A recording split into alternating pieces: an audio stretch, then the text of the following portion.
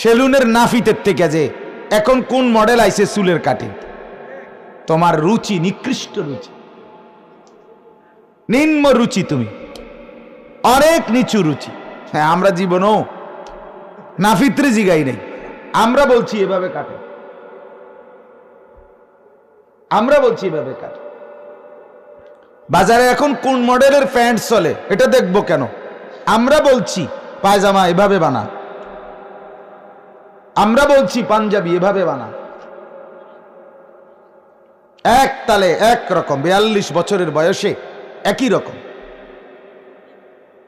একই রকম।